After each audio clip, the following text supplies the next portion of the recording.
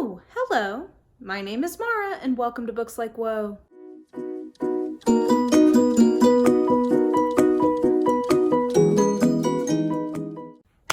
Alrighty, time for another 3 mystery review video for y'all. This is a little series that I'm doing roughly every month where I talk about 3 isolated closed circle mysteries, and I usually kind of pick a theme and talk about how the books compare to each other, which ones I would recommend, etc., etc. So if you don't know what an isolated closed circle mystery is, that is what I kind of call the trope where we have people trapped somewhere together, they cannot leave, they got to figure out who is killing who before they all die. So it's kind of, it is a little tricky to get to that precise trope, I've found, just because a lot of times they're sort of isolated closed circle adjacent. So think like a locked room mystery is close to that trope, but not quite. Country house mysteries are close to that trope, but not quite. Same for sort of like a rural community, people start dying thing. One of the key elements is the fact that people cannot get away. And to me, that's really what makes this particular type of book really exciting for me. So it can be kind of hard to find that exact combo. But I do today think all 3 of these truly are isolated closed circle mysteries. So at least that's, a good sign. And today's theme is going to be snowed in trains. So all of these books have an element of train travel, being snowed in, and then murder and shenanigans happening from there. There are some other kind of cross similarities, so we can talk about that. But in terms of which 3 books we're talking about today, we have the iconic version of this trope, which is Murder on the Orient Express by Agatha Christie. I believe this came out in 1933 or 34. Then we have Mystery in White by Jefferson Farjeon, and this, I believe, was set in 1937. So these 2 are classic Golden Age detective books. And then a modern version of this is 1222 by Anne Holt, which was written, I believe, in like 2011 or 2012, so like the early aughts. And this one originally was written in Norse. I believe this is set in Norway. These 2 are both British. Other cross similarities here is that these 2 are snowed in trains that the passengers then leave and go to a different location. So this is the only one where it's a snowed in train and they stay on the train. And then I guess the only other cross similarity I should mention is that this is an all-time favorite book, and this is one of the best mysteries ever written. And neither of these is that great, so at least to my taste. We'll get into it. But anyway, all that to say, these are the 3 books we're going to talk about today, and we'll get into which of these I would and wouldn't recommend for which type of people. So yeah, let's just dive in. We'll start with this one because I already have a full review, so I don't need to say as much about it. So Murder on the Orient Express, as I mentioned, is an iconic mystery. It is one of the best ever written. I would say that this is up there with And Then There Were None for Agatha Christie in terms of like probably definitely her 2 best known ones and probably her 2 best ones. I guess I would also probably put Murder of Roger Ackroyd in the mix as one of her all-time best, or Death on the Nile, depending on who you ask and what their preferences are. But all that to say, Agatha Christie is the queen of crime, and this is one of the jewels in her crown. The premise of this is that Hercule Poirot, who is her recurring detective, has been in the Middle East working on a case for the British state, and he is taking the Orient Express from Istanbul to Calais, and then he'll cross the channel there and go back to London. And on the way, he encounters his fellow passengers. So basically he wasn't supposed to have to get onto this train, but like there's been an emergency in London, so he has to get on the train. They kind of have to shuffle people around to accommodate him, but he, spends some time with his fellow passengers in his train car for the first little bit of the novel. There is one particularly odious man who is on the train, and before too long, he is killed. They are snowed in and can't move. So the owner of the Wagonly line, which is the company that owns the Orient Express, is also on the train, and he asks Hercule Poirot to solve the mystery for him. So Poirot has to figure out if it's somebody who is still on the train or if it was somebody who like maybe got on and got off. he's trying to figure that out. So I think that this one has the situation where there is a recurring detective, but the recurring detective is a part of the group that is trapped in the situation. And that to me is one of the key kind of markers of what a true isolated closed circle mystery is. And that is that there's no outside forces coming in. So if we hadn't happened to have had a detective snowed in on the train, there would have been no detective and everybody there would have had to just try to figure it out for themselves. So I like that if, you know, there's going to be a detective involved, that they are a part of the snowed inness or a part of the trappedness. I think this particular book is really satisfying in terms of how it kind of layers on clues. I think that this one has a lot of sort of detail work in it in terms of like really just working through the clues, which is a little unusual for an Hercule Poirot. I tend to think of Christie in general, but then also specifically Poirot as often being more about character types and like figuring out what kind of person someone is and therefore how they would probably behave. This is less that and more strictly just like following the clues, but I think that Christie handles the confinedness of the space really nicely, which is something that I look for in this kind of mystery. She kind of moves through the what space they have on the train car well. Considering that what we're talking about is train travel, snowed in trains, I also think that this is really environmentally, like the setting of the book is very evocative, both with the snowy element, but also with the train itself. Like I really think that this evokes train travel in this era in a really nice way. If you've ever seen the 1970s adaptation of this book, I think it handles that piece in terms of the atmosphere particularly well. I really think it nails kind of the overall feeling of being snowed in, but also sort of the glamour of this type of travel in the era. Yeah, all around, like, if you've not read this, you definitely should. It is fantastic, and definitely of the ones we're talking about today, it is the one that I heartily recommend to everyone. The other two, much more so with caveats, but this, you know, unsurprisingly is still clearly the best of these three. And if you've never read this, like, this is a great place to start with Agatha Christie if you've never read any Agatha Christie before, or if you want to get a sense of what I mean by an isolated closed circle mystery, this is like kind of one of the iconic ones. Okay, next, let's stick in the golden age of detective fiction with Mystery in White by Jefferson Farjeon. So here's the thing.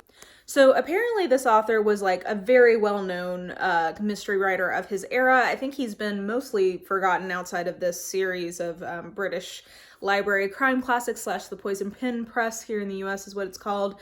I think that back in the day he would have been very well known. Like Dorothy Sayers was a big fan of him. He was definitely like a known author at the time, but I don't think has really aged well maybe, or hasn't really like stuck around past his time. And in reading this, I can kind of see why. I do have 2 other books from him on my TBR, just based on their premises. They sounded like something that I would like, but I will say that I struggled with this one a little bit. So I should give you a little bit more of the plot. So as I was mentioning in the beginning, this is one that isn't quite trapped in a train. They definitely are snowed in on a train, but they aren't quite trapped. And that is because they're sitting there. There's this car of people who are sitting there waiting for the train that is snowed in to move. And basically they get impatient and decide that there is a house nearby that they think they can go to. So they should just do that. They see somebody, there's like a little group of them sitting there. They see somebody hop off the train and start doing that. And so they're like, okay, there's this older guy with them. And they're kind of like, we should at least try to go for help or see if we can find a place for this guy to be because it's so cold. They kind of fumble through the snow. One of them like twists an ankle, but eventually they make it to this like country house manor thing. They get there, they start looking around and they realize that nobody is there, and kind of things progress from there as we have some of these passengers from the snowed in train making their way to this country house and seeing what happens from there. So all that to say, this one is definitely, it's definitely an isolated closed circle mystery mostly, and I think it hits the trope that I'm looking for. Okay, I really struggled with the writing in this. I would give this ultimately probably a 3-star. Oh, I should say this one is a 5-star, no question. This I would probably give like a 3-star, 2.5, 3, somewhere in there.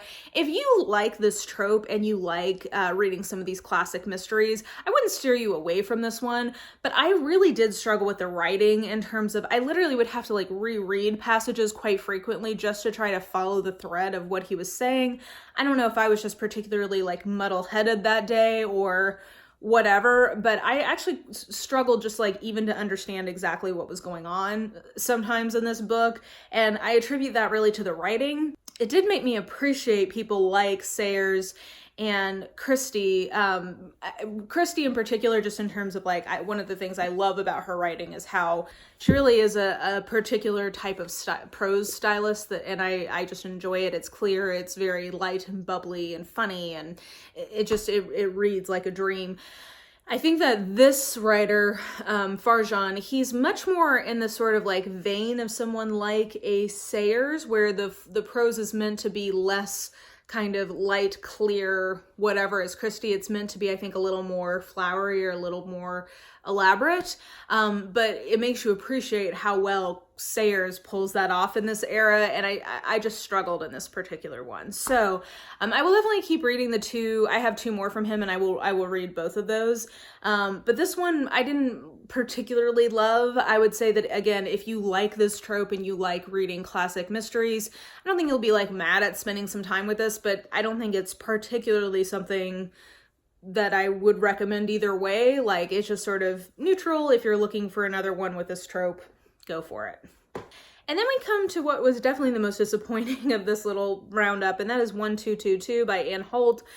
I really was expecting to love this, just because it just sounded totally up my alley. As you can tell, I really like the snowy settings for a lot of these kinds of mysteries. If you've been watching my reviews of these, I really like it when there's a snowed in quality to them.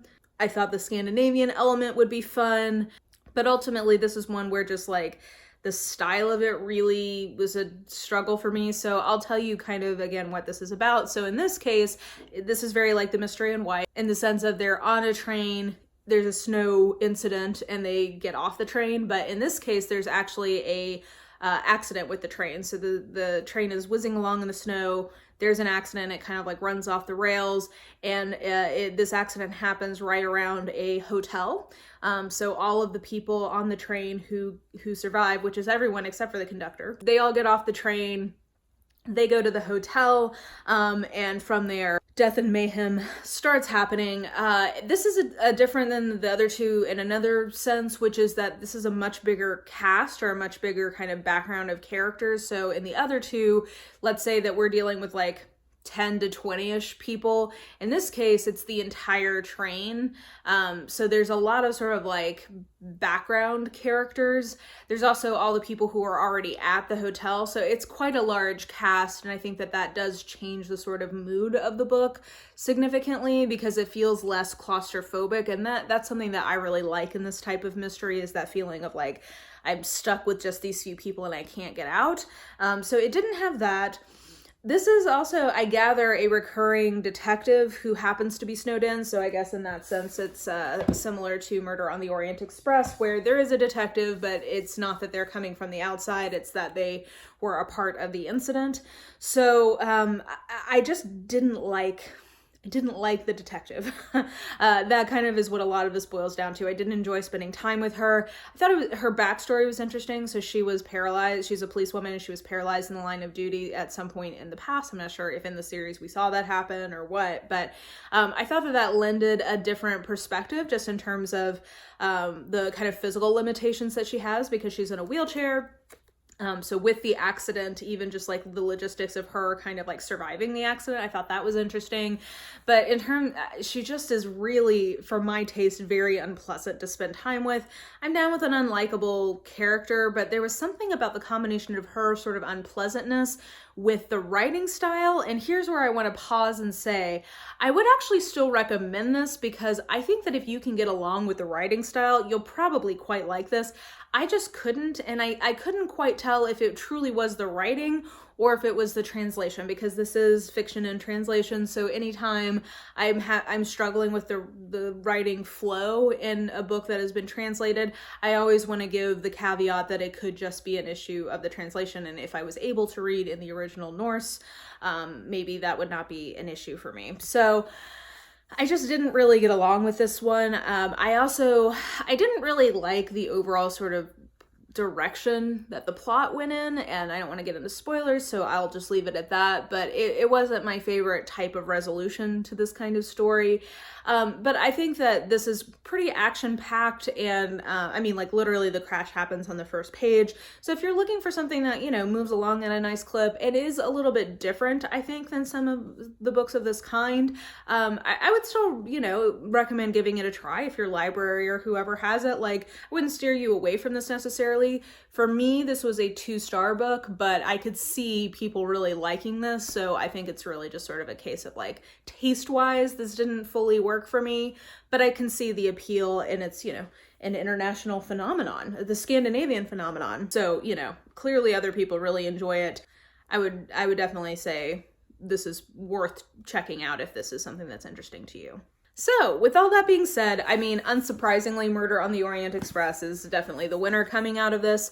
And I would say this I recommend to everyone. This I recommend only to people who really like this trope and really like classic mystery. This I recommend to somebody who's interested in this trope, is willing to sort of take a risk, because I personally didn't like it, so I can't recommend it in that sense, but I see who the audience is. So, those are my snowed-in trains for August. It is so hot in the Northern Hemisphere. I actually have kind of liked doing all of these snowy reads this summer, because it's distracted me from the fact, you know, that climate change is a thing, and our summers are going to be just miserable from here on out. So there you go. Anyway, so I hope you enjoyed these reviews. Definitely let me know if you've read any of these, what you thought about them, if you know of books that are similar, because I definitely have more on my list that I think could fit into this sort of micro trope of snowed-in train. But, you know, always welcome more suggestions. And yeah, I think that will do it. So if you enjoyed this video, please like, subscribe, follow me on the social medias if you are so inclined.